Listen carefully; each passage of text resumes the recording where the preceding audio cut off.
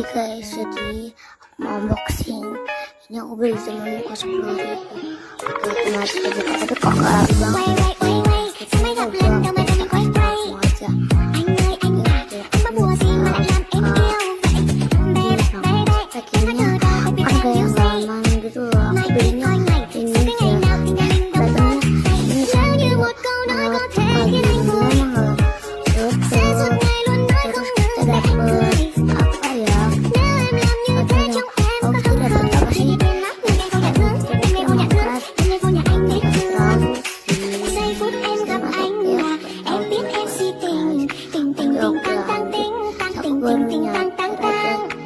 Barunya suatu tadi